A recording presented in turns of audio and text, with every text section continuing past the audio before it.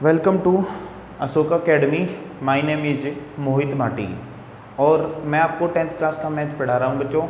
और 10th class के math में जो हमारा टॉपिक चल रहा है वो चल रहा है ट्रिग्नोमेट्री। और ट्रिग्नोमेट्री के हमने पीछे 8 क्वेश्चन कर चुके हैं सॉल्व।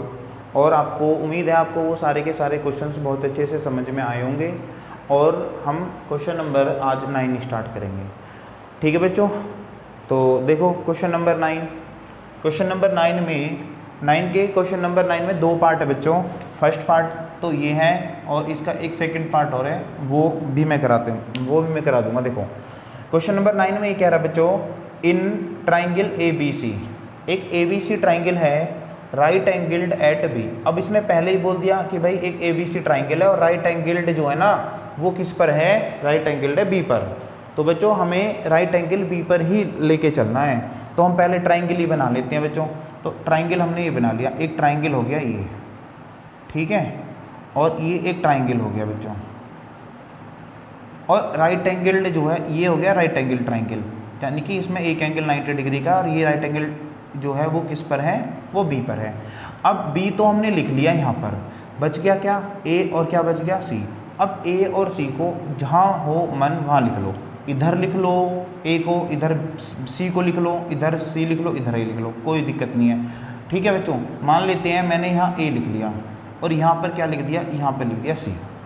ठीक है, अब हमको आगे क्या गिवन है, हमें गिवन है इफ़ tan A बराबर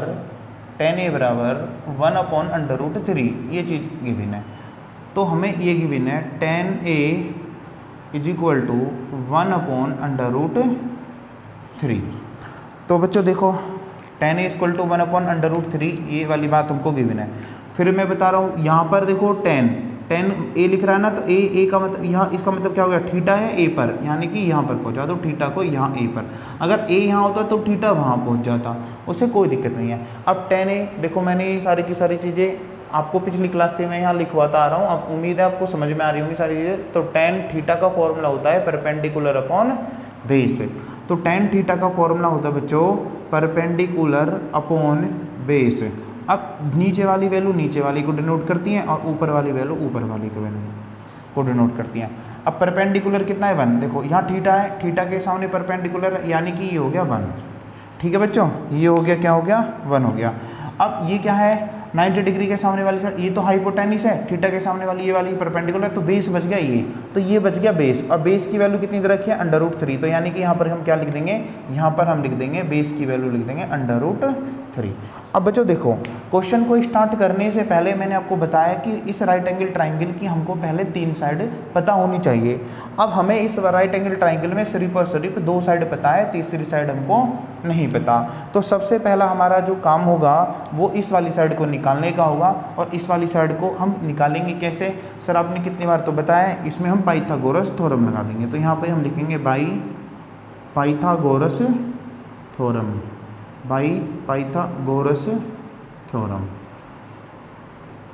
बाई पाइथागोरस थ्योरम। देखो बच्चों पाइथागोरस थ्योरम हम कैसे अप्लाई करेंगे, इस वाले 90 डिग्री के सामने वाली जो साइड है, जो कि सबसे बड़ी वाली साइड है, ये AC, इस वाली साइड का क्या करेंगे, होल स्क्वायर, AC का whole square is equal to इस वाली साइड के सामने, इस एंगल के सामने वाली साइड जो है इस वाली साइड का होल स्क्वायर, बाकी 2 साइड के होल स्क्वायर के सम के बराबर। तो ये वाली साइड बच गई है, ये वाली साइड बची है क्या, BC, इस वाली साइड का स्क्वायर करो।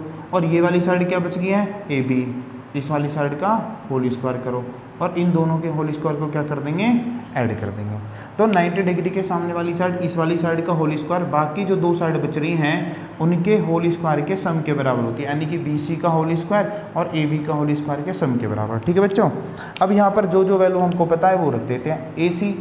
AC की वैल्यू हमको नहीं गिवन है, तो AC नहीं गिवन है तो AC का होल स्क्वायर ऐसे का ऐसे ही रहने देंगे। AC = BC की वैल्यू हमको 1 गिवन है, तो यहाँ पर हम लिखेंगे 1 और इस 1 का होल स्क्वायर प्लस AB की वैल्यू बच्चों √3, AB = √3। तो यहाँ पर AB = √3 पुट कर दिया और इसका होल स्क्वायर है होल स्क्वायर। बच्चों देखो AC का whole square is equal to 1 का स्क्वायर हो गया बच्चों 1, प्लस √3, अभी मैंने पिछले क्वेश्चन में ही आपको बताया था शायद, पिछले क्वेश्चन में कि √3 की अगर हम √3 में 2 बार मल्टीप्लाई करेंगे तो बच्चों 3 आएगा। अगर ऐसे भी लिख रहा है √3 का होल स्क्वायर, इसका मतलब ऐसे बेसिकली यही होता है, नीचे वाली बात ये होती है √3 का स्क्वायर क्या है तो या √3 × √3, तो इसका मतलब क्या होता है 3।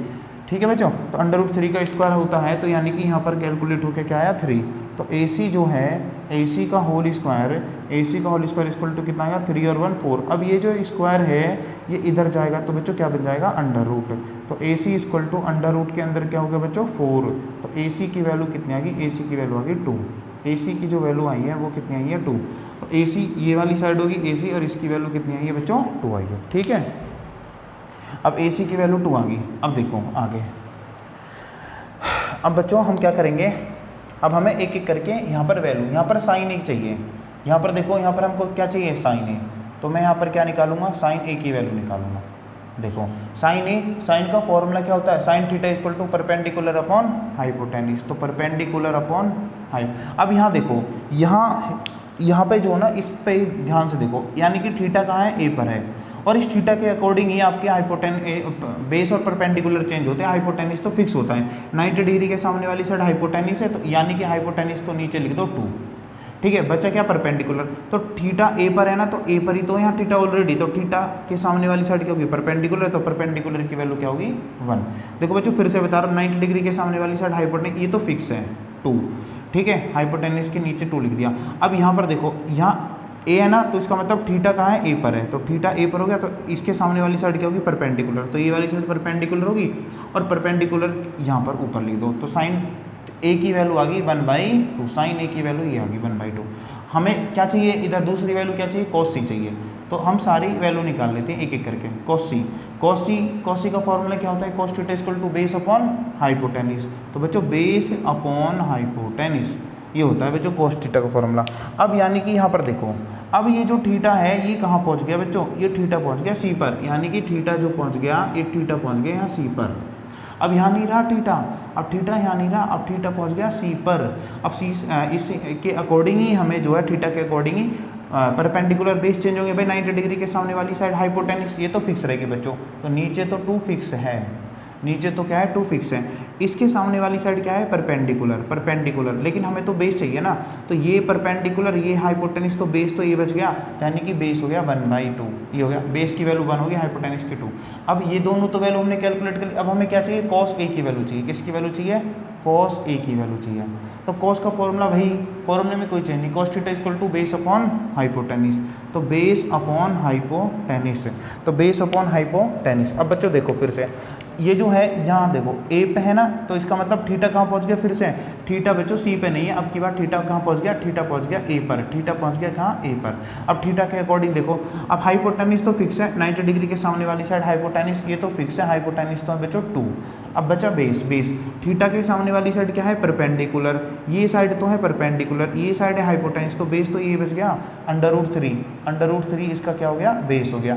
अब ये cos A भी हो गया, अब क्या बच गया साइन C, अब यहाँ पर हम लिख देते हैं साइन C, और sine C equal to sine theta का फॉर्मूला क्या होता है परपेंडिकुलर अपॉन हाइपोटेन्यूज, तो ये हो जाए बच्चों परपेंडिकुलर अपॉन हाइपोटेन्यूज। अब देखो परपेंडिकुलर अपॉन हाइपोटेन्यूज, अब बच्चों सुनो, अब यहाँ पर देखो, अब थीटा कहाँ पहुँच गया, अब थीटा पहुँच गया C पर, अब थीटा पहुँच गया यहाँ C पर, थीटा पहुँच गया यहाँ C पर, अब A पर नहीं है, थीटा A पर नहीं है, यहाँ C लिख रहा है तो थीटा पहुँच गया C पर। अब देखो हाइपोटेन्यूज 90 डिग्री के सामने वाली साइड ये तो फिक्स है बच्चों, ये तो 2 फिक्स है, ठीक है, और इसके सामने वाली साइड ये वाली जो है ये √3 ये यहाँ आ गया बच्चों, ठीक है। अब हमें ये सारी वैल्यू हमें पता चल गई, जब सारी वैल्यू पता चल गई तो यहाँ पर हम क्या करेंगे, यहाँ पर एक एक करके पुट कर देंगे।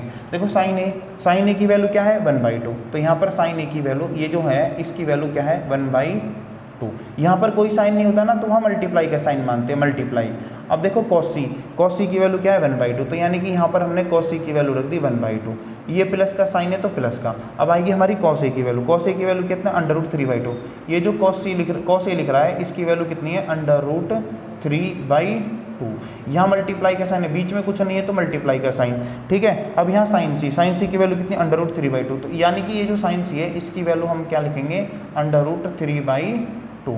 अब बच्चों मल्टीप्लाई कर दो। देखो मल्टीप्लाई कैसे करते हैं, मल्टीप्लाई हमेशा ऐसे करते हैं, नीचे वाले की मल्टीप्लाई नीचे वाले के साथ करते हैं और ऊपर वाले की मल्टीप्लाई ऊपर वाले के साथ करते हैं। तो देखो 1 की 1 में मल्टीप्लाई करते हैं तो 1 अपॉन 2 की 2 में मल्टीप्लाई करोगे तो 4, यहाँ पे प्लस का साइन है प्लस। ऐसे ही यहाँ ऊपर वाले की मल्टीप्लाई ऊपर वाले के साथ करेंगे और नीचे वाले की मल्टीप्लाई यहाँ नीचे वाले के साथ करेंगे। भाई √3 के √3 में अभी तो बताया था बच्चों, जब हम √3 की √3 में मल्टीप्लाई करते हैं तो मेरा आएगा 3। तो ऐसे ही √3 के √3 में करोगे तो 3 अपॉन 2 की 2 में मल्टीप्लाई करोगे तो आएगा बच्चों 4। ठीक है, अब देखो 4 और 4 का एलसीएम लेंगे तो कितना आएगा बच्चों 4 आएगा। 4 1 जा 4 1 आया, 1 की मल्टीप्लाई ऊपर 1 में करेंगे तो ये हो गया 1 प्लस 4 की 4 में डिवाइड करेंगे तो 1 आया, 1 की मल्टीप्लाई ऊपर 3 में करेंगे तो 3 आएगा और 3 में ऐड करेंगे 1 को तो 3 और 1 4 और नीचे भी क्या है 4, 4 1 जा 4। तो यानी कि इस क्वेश्चन का आंसर होएगा आपका 1। इस क्वेश्चन का आंसर क्या होगा बच्चों 1। ठीक है, तो ये आपका 9 का फर्स्ट पार्ट था, ये हो गया आपका 9 का फर्स्ट पार्ट। ठीक है बच्चों, अब मैं 9 का सेकंड पार्ट इसे नेक्स्ट वीडियो में 9 का सेकंड पार्ट मैं आपको करा दूंगा। ठीक है, अगर बच्चों आपको बिल्कुल समझ नहीं आ रहा तो प्लीज़ कमेंट सेक्शन में ज़रूर बताएं। अगर आपको सब कुछ समझ में आ रहा है तो प्लीज़ लाइक करो, शेयर करो और कमेंट जरूर करके बताइए कि हमारा पढ़ाया हुआ आपको समझ में आ रहा है या नहीं आ रहा। ठीक है बच्चों, तो आप जो है इसको अच्छे से पढ़ो, मेहनत करके पढ़ो। नेक्स्ट क्लास में हम नेक्स्ट क्वेश्चन के साथ मिलते हैं। Okay, bye bye, take care.